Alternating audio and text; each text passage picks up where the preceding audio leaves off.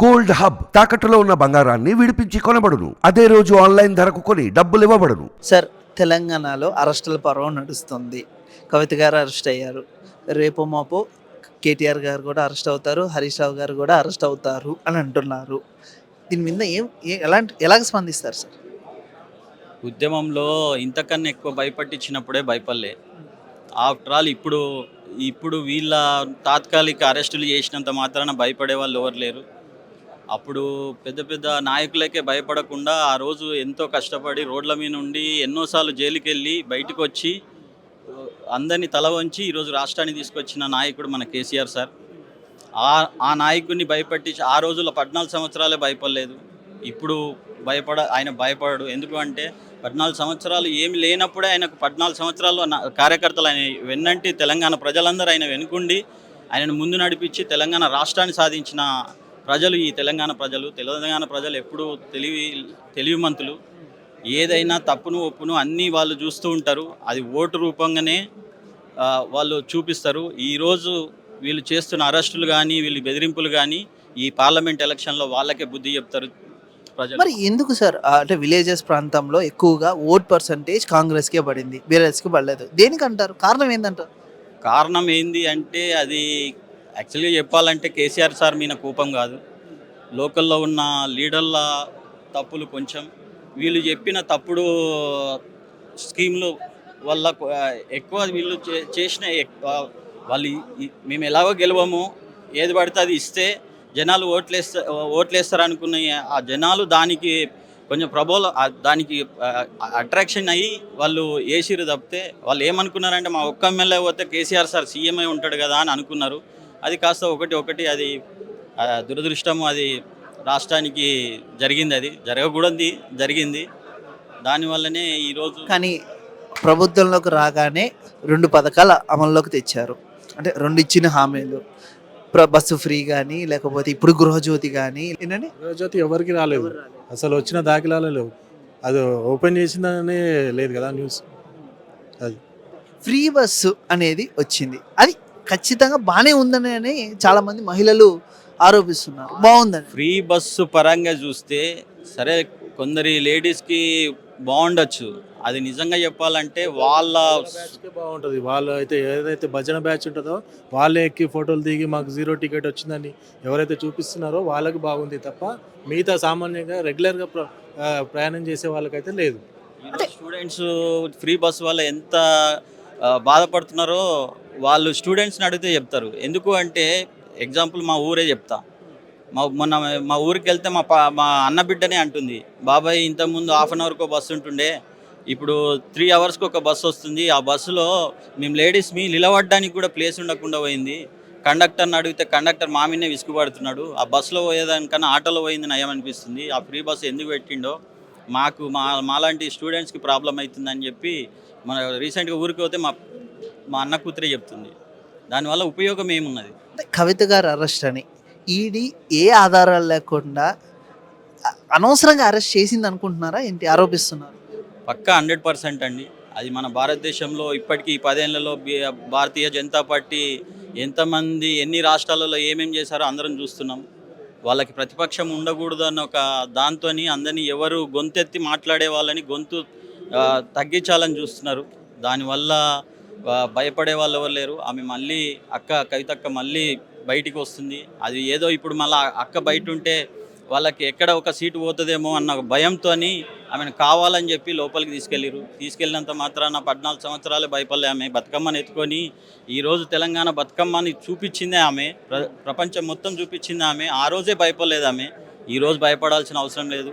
ఎప్పటికీ వాళ్ళు ఎంత చేసినా కార్యకర్తలు మాత్రం వాళ్ళ వెన్నంటుండి ముందు నడిపిస్తారు. కేసీఆర్ సార్ మళ్ళీ ముఖ్యమంత్రి అయ్యేంత వరకు మేము కార్యకర్తలుగా, మేము ఉద్యమకారులుగా ఆయన వెనువంటే ఉండి ఆయనను ముందుకు నడిపిస్తామని మేము కార్యకర్తలు. ఒకనొక ఇంటర్వ్యూలో కవిత గారు, నేను ఒకవేళ సీఎం అయితే అనుకుంటే నేను ఫస్ట్ నిర్మూలించేది మద్యాన్ని. ఇలాంటి వ్యక్తి ఢిల్లీలో అర్ధరాత్రి వరకు మద్యం షాపులు తెరుచుకోవచ్చు, విచ్చలవిడిగా మద్యాన్ని అమ్ముకోవచ్చు, హోమ్ డెలివరీలు చేయొచ్చు అని చెప్పేసి ఎలా రచించిందని అంటారు? అంటే ఆ స్కీమ్ని ఎలా అమలు పరిచడానికి ఈమె సాయం పడింది అని అంటారు? చెప్పండి. ఇదేనా ఆ స్కీము పరంగా అది నిజాలు కరెక్ట్గా వాళ్ళు బయట పెట్టట్లేదు. వాళ్ళకి ఏది అనుకూలమో అదే బయట పెడుతున్నారు తప్పితే నిజంగా అక్కడ జరిగింది ఏదో బయట పెట్టట్లేదు. ఎందుకంటే వీళ్ళ మీన బురద చల్లడానికి, వీళ్ళను తగ్గించడానికి ఇప్పుడు ఎలాగో సీఎం పదవి లేదు కదా, ఇంకా మానసికంగా ఒత్తిడి చేసి ఇంకా బలహీన మెయిన్ ఈ సెంట్రల్ ఈ కాంగ్రెస్కి కానీ బీజేపీకి కానీ ఈ లోకల్ పార్టీలు ఉండకుండా ఉంటే మేము దేశాన్ని ఏ రకంగా మేము ఏలొచ్చు, మేము ఏది చెప్తే అది అలాగే ఉండొచ్చు అని చెప్పి ఆ ఉద్దేశంతోనే ఈరోజు చేస్తున్న పనులు ఇవి. దానివల్ల తెలంగాణ ప్రజలు కవితక్కను అరెస్ట్ చేశారనే తప్పు చేసిందని ఎప్పుడు అనుకోరు. అందరూ చూస్తూనే ఉన్నారు. కవితకు ఒక్కతే కాదు, దేశంలో ఏమేమి చేస్తున్నారో భారతీయ జనతా పార్టీ అందరికీ తెలుసు. దానివల్ల బీఆర్ఎస్ పార్టీయే ఉండదు, బీఆర్ఎస్ పార్టీ ఉండదని అది అసంభవం. ఎందుకంటే బీఆర్ఎస్ పార్టీలో ఉన్న కార్యకర్తలు 14 సంవత్సరాలు ఉద్యమం చేసిన కార్యకర్తలు వీళ్ళందరూ. వీళ్ళు ఎక్కడికి పోరు. ఎందుకు అంటే తెలంగాణ అంటే ఇష్టంతో తెలంగాణని ఒక బంగారు తెలంగాణగా తీర్చిదిద్దాలన్న ఒక నాయకుడు ఉన్నాడు కాబట్టి అదే ధోరణిలో అదే దారిలో కార్యకర్తలు కూడా వెళ్తారు కాబట్టి బీఆర్ఎస్ పార్టీకి ఏమీ కాదు.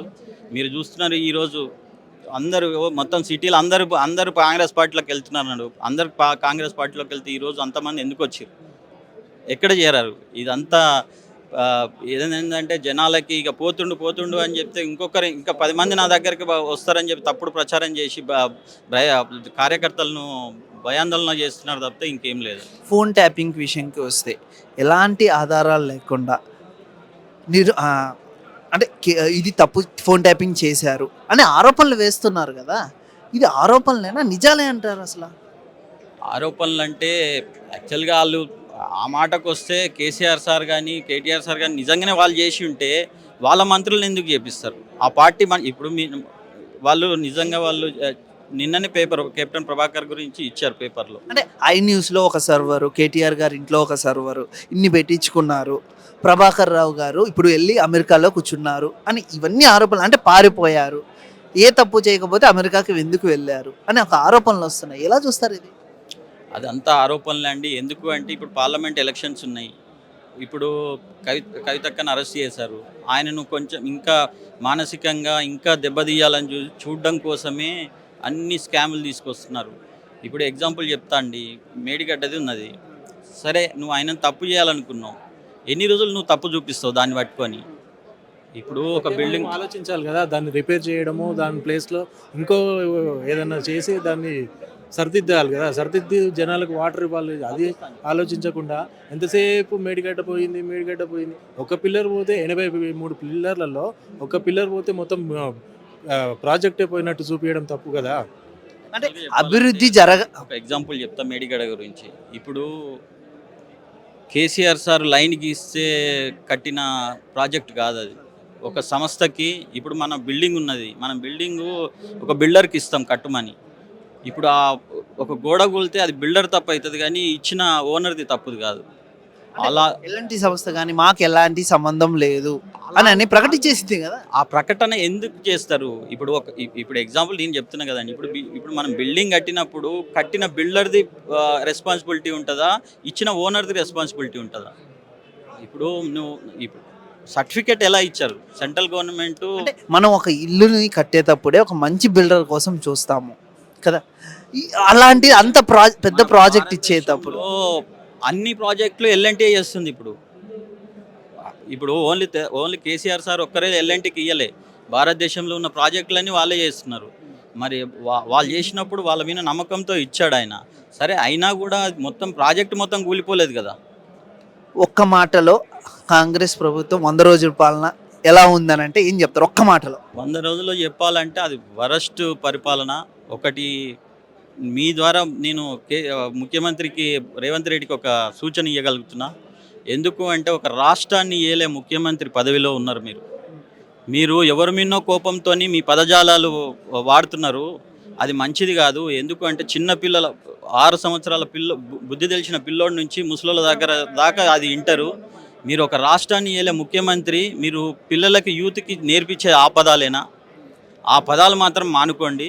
అది మీకు మంచిది కాదని చెప్పి మేము కోరుకుంటున్నాం. Thank you sir. Okay, thank you.